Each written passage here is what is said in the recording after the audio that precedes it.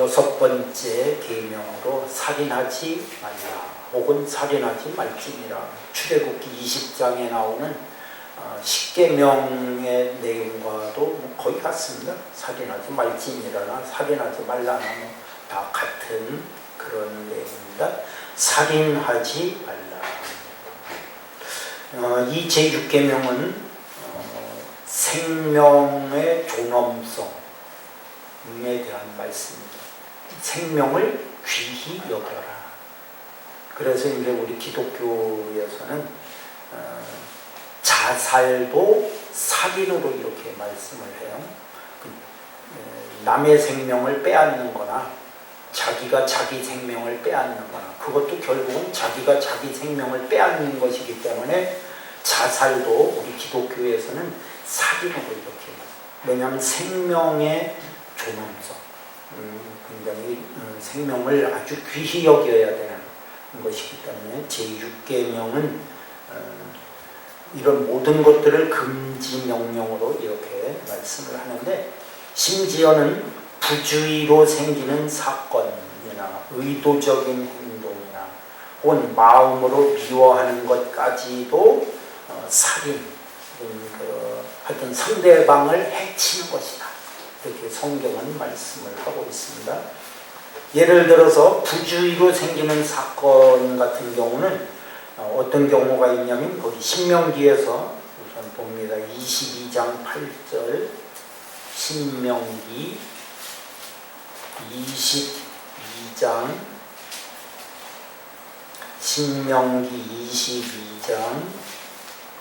8절 신명기 22장 8절 같이 읽습니다. 내가 새 집을 지을 때에 지붕에 난간을 만들어 사람이 떨어지지 않게 하라. 그 피가 내 집에 돌아갈까 하노라. 이건 아주 법으로 규정이 되어 있죠. 정집사님 그러죠. 난간 위에 이제 지금은 그러니까 슬라브 지붕에 난간을 뭐 몇 미터로 해라. 아예 이렇게까지 되어 있어요. 근데 이제 이때 성경이 그렇게 될 당시에 뭐 그런 게 있었겠어요. 그러니까 그냥 난간을 안 했는데 누가 지붕에 올라간 거예요. 근데 떨어졌어. 의도적이지는 않잖아요. 일부러 뭐 난간을 안 해고 뭐 거기에 사람이 올라가면 떨어져 죽을 때를 기다리면서 일부러 그렇게 한 게 아니지만 성경은 그렇게 말씀하지 않아요. 의도적이든 의도적이지 않든 부주의죠. 이거는 부주의로 만약에 난간을 만들지 않았는데 어떤 사람이 거기에 올라갔다가 떨어져 죽으면 그 피가 내 집에 돌아갈까 하노라. 조심하라. 이런 것도 성경이 심지어는 어떤 말씀도 있냐면 출애굽기 21장 출애굽기 21장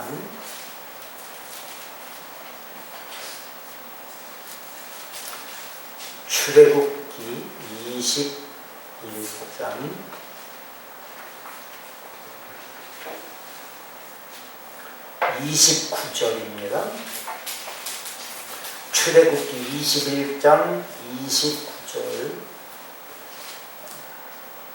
같이 읽습니다. 소가 본래 받는 버릇이 있고 그 임자는 그로 말미암아 경고를 받았으되 단속하지 아니하여 남녀를 막론하고 받아 죽이면 그 소는 돌로 쳐 죽일 것이고 임자도 죽일 것이며. 소가 가끔씩 항상 그러는 건 아니죠. 사람한테 일단 뭐 말을 잘 듣는 짐승 중에 하나인데 황소 같은 경우는 좀 달라요. 암소하고는 좀 그래도 좀 난폭한 경우가 많습니다.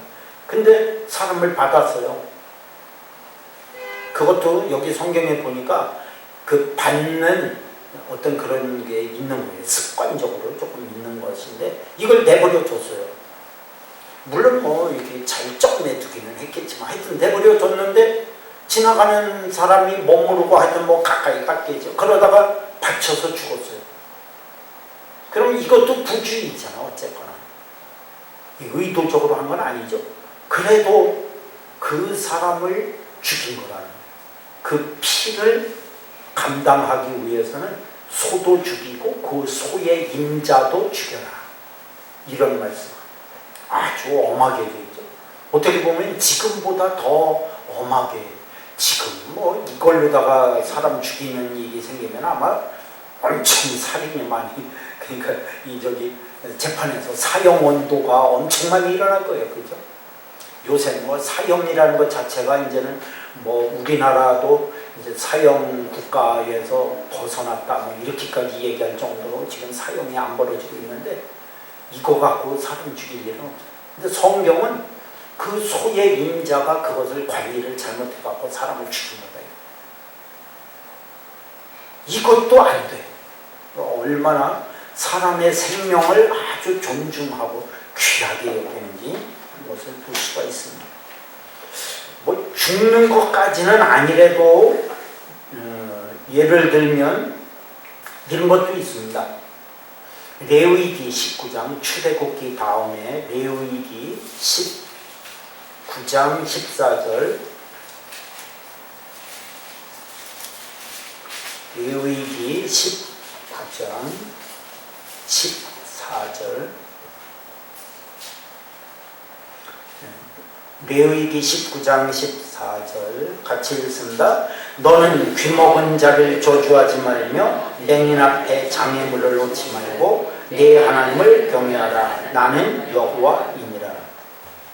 귀먹은 자를 저주하면 어떻게 돼? 당연히 못 듣지. 저 사람이 나에게 나쁜 말을 하는지, 욕을 하는지, 뭔 소리를 하는지 못 듣는 데다가 막 뭐라고 하면 상대방은 알지도 못하면서 당하기만 하는 거죠. 안 된다는 거예요. 맹인 앞에 장애물을 놔갖고 넘어지게 하는 거예요. 의도적으로 하는 거예요. 이거는 뭐 살인까지는 아니지만 그래도 사람의 생명을 존중하는, 아주 귀하게 생각하고 상대방의 생명에 대해서 그래도 뭔가 이렇게 생각할 수 있는 그런 게 있다면 이런 일은 해서는 안 된다. 그런 말씀.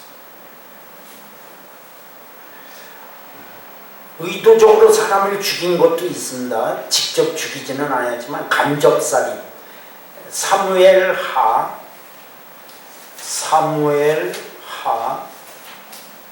12장.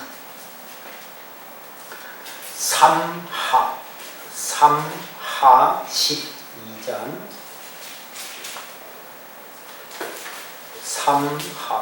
사무엘하 12장 9절 10절. 이거는 이제 그 우리아의 아내 밧세바를 다윗이 목욕하는 장면을 어떻게 훔쳐봤는지 하여튼 보고서 우리아의 아내 밧세바를 데려다가 아이를 낳잖아요.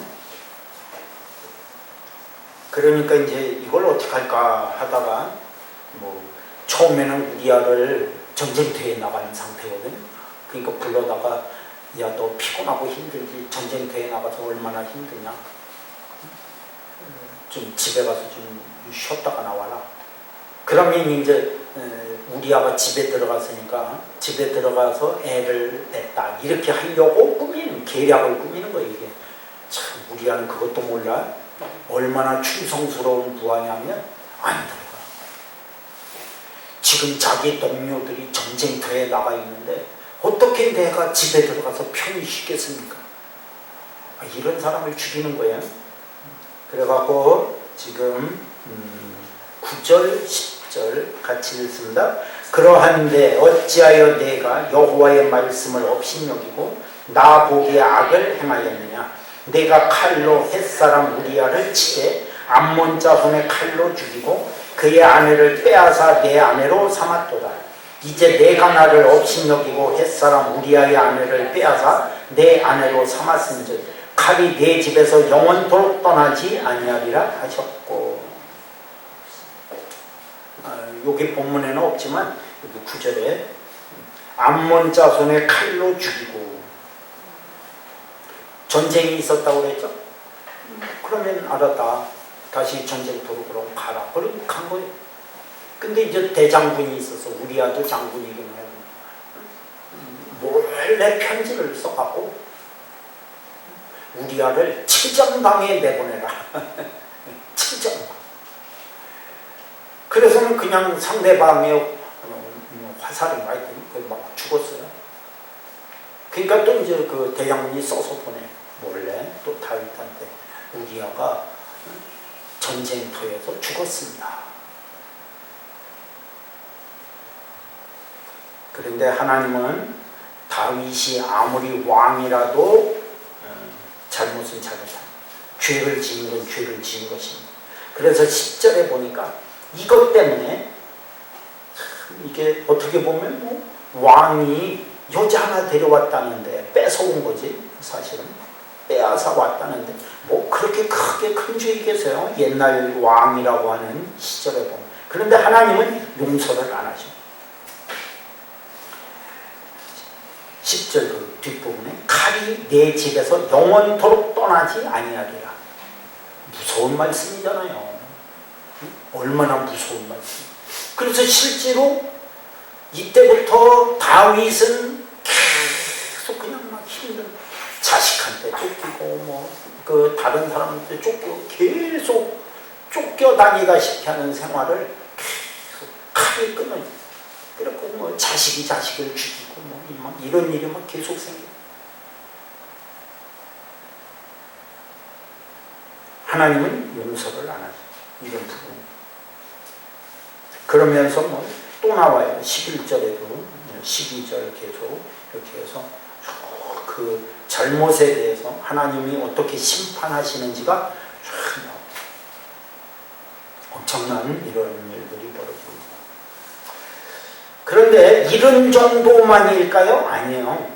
이런 정도만이 아니고 성경은 어떻게까지 말씀하냐면, 다시 레위기로 가봅니다. 레위기 19장, 레위기 19장 17절, 레위기, 창세기, 출애굽기, 레위기 19장 17절 같이 말씀 읽습니다. 너는 내 형제를 마음으로 미워하지 말며 내 이웃을 반드시 견책하라. 그러면 내가 그에 대하여 죄를 담당하지 아니하리라. 미워하지 마라. 그러니까 미워하는 것 자체도 하지 말라는 거예요. 왜냐하면 이것을 예수님이 이제 직접 말씀합니다. 마태복음 5장으로 가보십시다. 마태복음 5장으로 갑니다.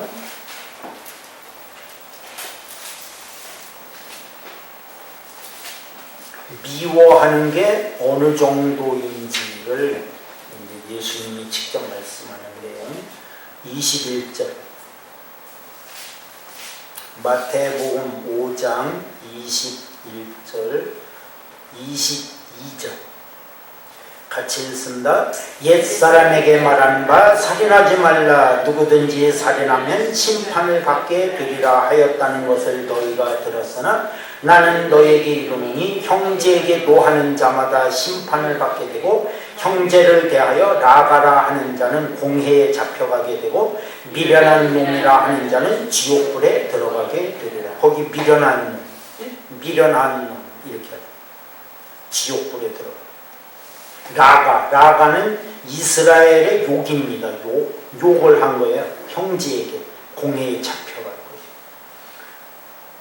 앞부분에 형제에게 노하는 자, 화를 내는 거죠. 심판을 받게 돼요. 살인하는 것만이 아니라는 거죠.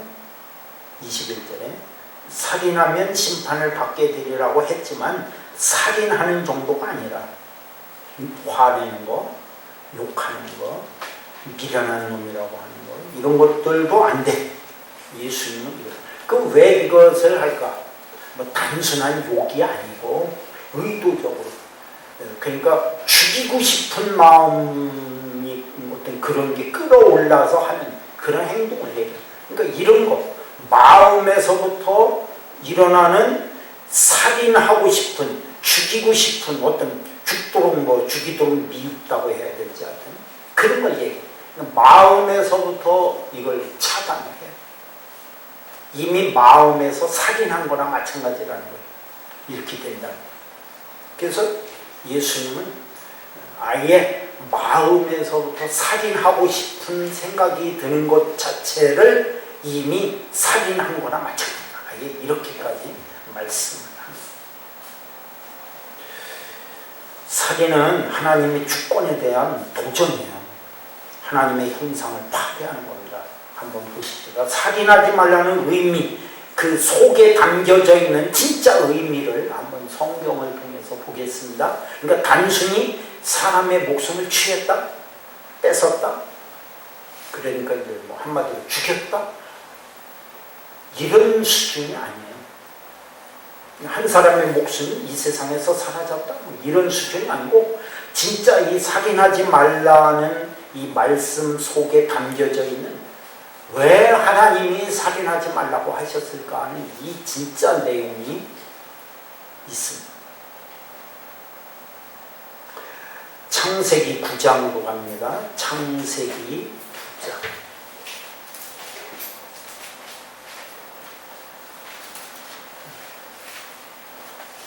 창세기 9장 5절 6절.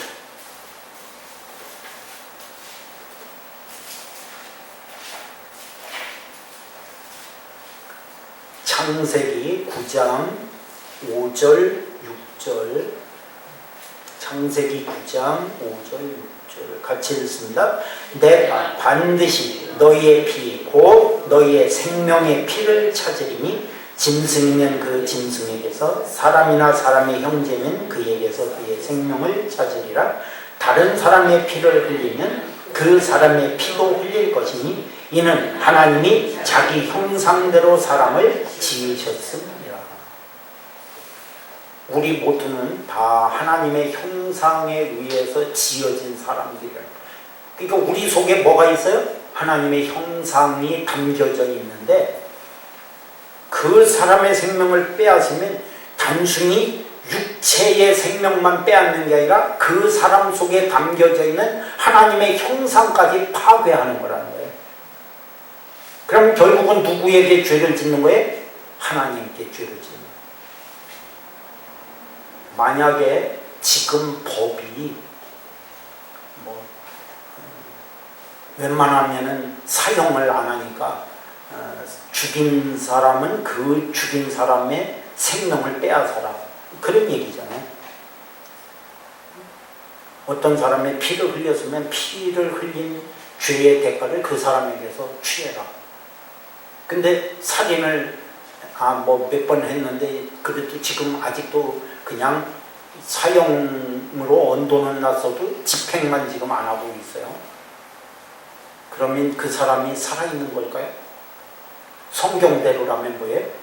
이미 죽은 거예요. 그 사람 사실 육만 살아있는 거예요. 그러니까 목숨만 붙어서 뭐 숨쉬고 이렇게 먹고 뭐 마시고 뭐 하는 거 다 해도 그거는 그냥 우리가 겉으로 볼 때에 그냥 사람인 거지, 하나님의 형상이 있는 정말로 하나님이 창조하신 창조물에 가까운 그런 존재는 이미 죽은 거나 마찬가지예요. 그렇게 봐야 돼요. 하나님의 형상대로 사람을 지으셨기 때문에 우리 속에 하나님의 형상이 담겨져 있다는 거예요. 그러니까 육만 죽이는 게 아니라 그 형상까지도 파괴하는 행위가 곧 살인이다.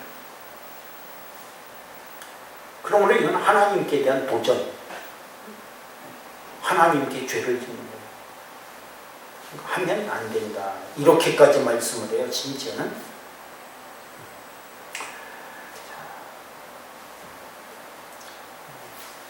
그래서 시편 100편으로 가봅니다. 시편 100편, 시편 100.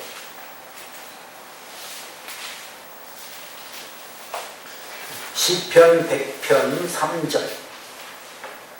시편 100편 3절입니다. 874쪽, 874쪽 시편 100편 3절 같이 읽습니다.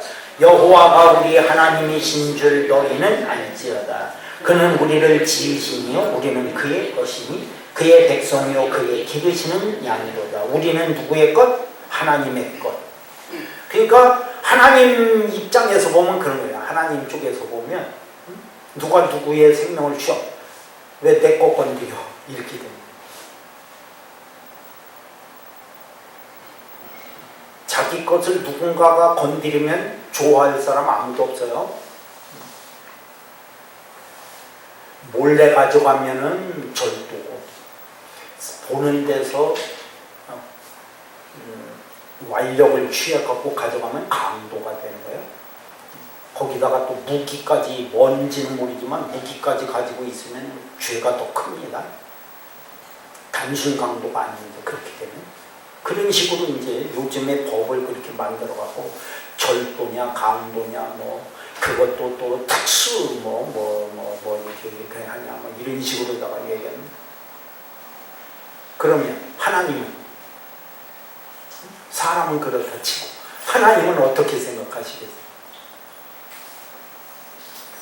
내 형상을 담고 있는 사람을 죽여?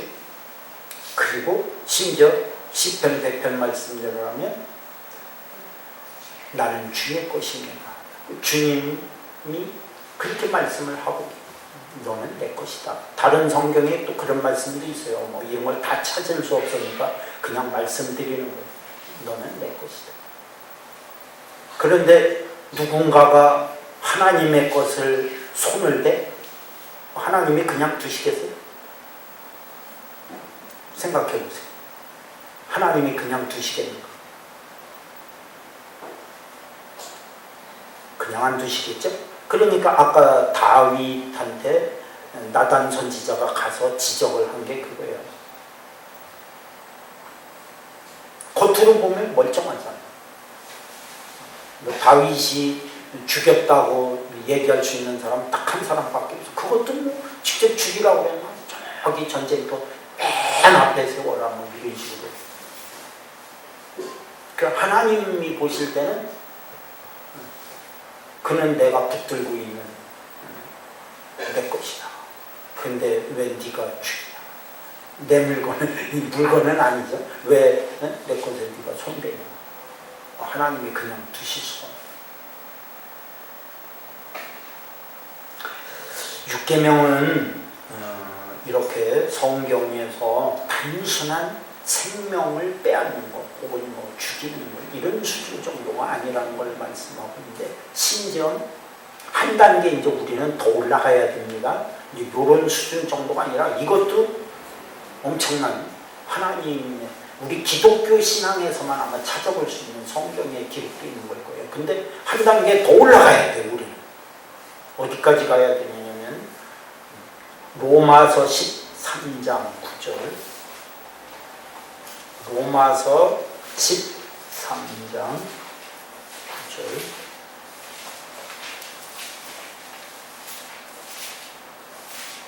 로마서 13장 9절입니다.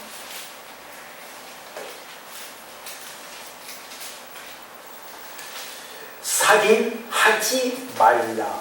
안 하면 되는 거예요. 그렇죠? 소극적인 거.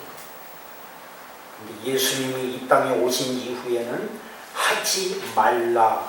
안 하면 되는 거 아니냐? 근데 그렇지를 않아요. 적극적으로 말씀합니다. 계명을 지켜야 돼. 근데 우리는 그냥 뭐 안 하면 계명 지키는 거 아닐까? 그렇지를 않아요.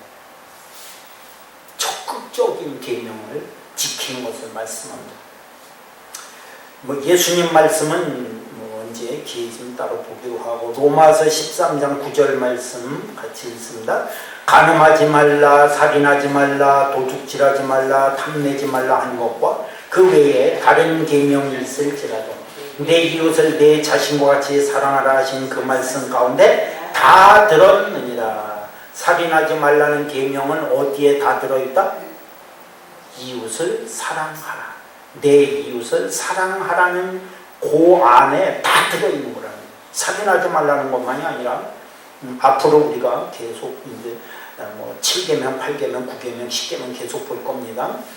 그런 모든 것은 다 어디에 들어있다? 내 이웃을 사랑하라는 그 계명 속에 다 들어있기 때문에 그거는 우리는 뭐만 하면 된다? 사랑하는 계명만 지키면 돼요. 그러니까 살인하지 말라. 안 하고 가만히 있으면 되겠네. 그게 아니고 성경은 하라 이렇게 돼요. 하라. 뭘 하라? 사랑하라.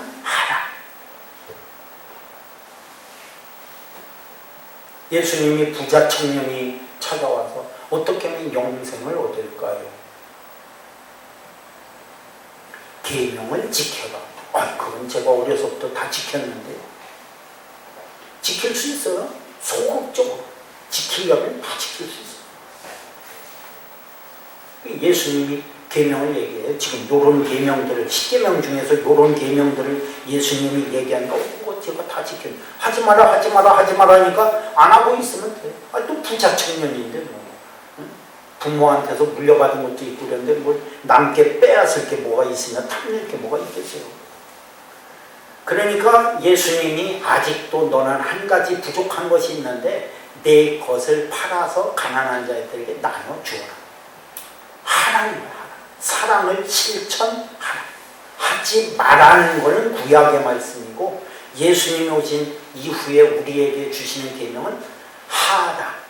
안 하면 안 되는 거예요. 해야 돼. 이웃은 누구라고요? 응? 이웃. 나 말고 나머지가 다 이웃이야. 응? 가족을 빼면 안 돼.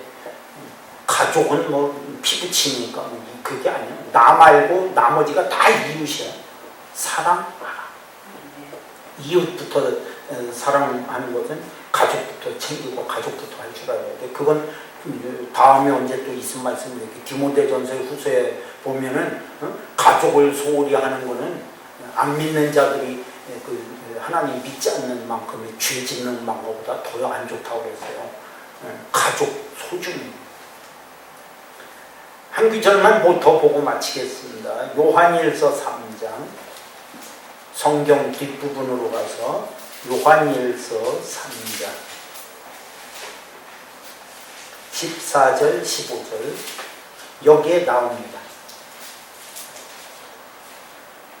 요한일서 3장 요한일서 3장 14절 15절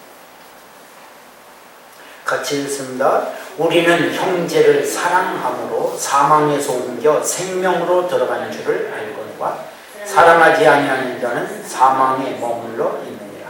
그 형제를 미워하는 자마다 살인하는 자니 살인하는 자마다 영생이 그 속에 거하지 아니하는 것을 너희가 아는 바라. 형제를 미워하면 그거의 본보다 살인하는 것. 살인하는 자는 영생이 그 속에 없지만 14절에 영생이 그 속에 있는 사람은 뭐하는 사람? 14절에 형제를 사랑하는 사람. 형제를 사랑하는 사람은 사망에서 옮겨 생명으로 들어가는 사람.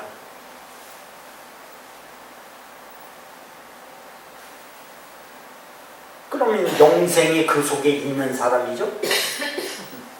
그러니까 요한일서 지금 3장 말씀대로 하면 영생이 그 속에 있는 사람인지 아닌지를 판단하는 기준을 뭘로 잡고 있습니까? 사랑, 이웃사랑, 형제사랑. 이게 영생이 그 속에 있는 사람인지 아닌지를 판단할 수 있는 기준을 말씀합니다.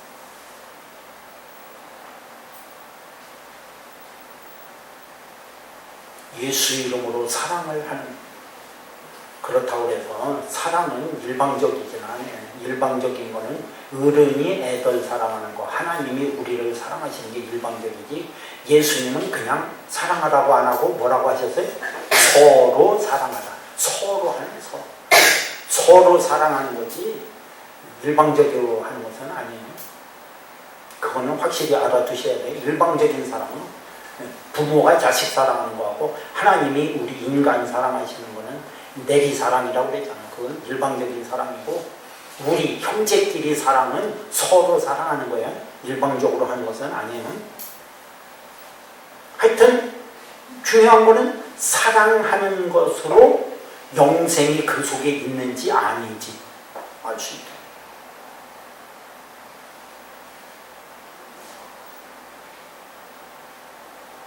만약에 미워한다면 이건 살인하는 거와 똑같다는 거야. 15절에 그렇게 말씀하잖아요. 그러므로 오늘 우리들은 기독교 신자라면 우리는 살인하지 말라. 그러면 뭐 다른 사람 해코지 안 하면 되는 거네. 이런 게 아니고 사랑을 해야. 거기까지 할 줄 아는 게 우리 기독교 신자의 신앙생활하는 모습. 사랑하는. 이건 하라. 사랑하라. 사랑하는 것입니다. 이런 우리의 성경 말씀에 기록되어 있는 내용들을 보면서 우리는 적극적인 신앙생활의 모습을 가지고 살 때 우리 안에 뭐가 들어와 있다? 생명이 들어와 있다. 영원한 생명이 우리 안에 계시. 이것까지를 우리가 알 수 있는 존재라는 것 말씀을 통해서 깨닫게 됩니다. 기도하겠습니다.